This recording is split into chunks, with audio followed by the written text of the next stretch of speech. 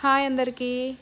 మనం ఎప్పుడూ ఏదో ఒక సంకల్పాలు చేస్తూనే ఉంటాం కదా. మన మనసు ఎప్పుడూ ఏదో ఒక సంకల్పం నడుస్తూ ఉంటుంది.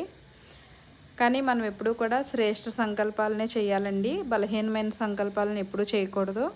మన సంకల్పం ఎలా ఉంటే మన జీవితం కూడా అలాగే తయారవుద్ది.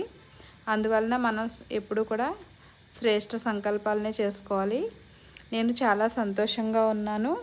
నా శరీరం మరియు మనసు ఆరోగ్యంగా ఉన్నాయి అని సంకల్పం చేసుకోవాలండి. ఎప్పుడు ఆరోగ్యం అలా ఉంది ఇలా ఉందని వర్ణన చేయకూడదు.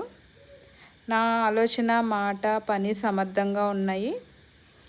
గెలుపు ఓటములు సహజం కదా జీవితంలో. కానీ గెలుపు ఓటములు నా సంతోషాన్ని ఏమాత్రం ప్రభావితం చేయలేవు.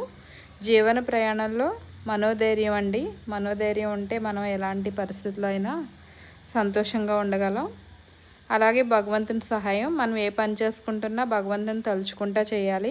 అలా భగవంతుని యొక్క 1000 భుజాల సహాయం నన్ను ఎంతో ముందుకు తీసుకెళ్తున్నాయి అని ఇలా మంచి సంకల్పాలు చేసుకోండి ప్రతిరోజు.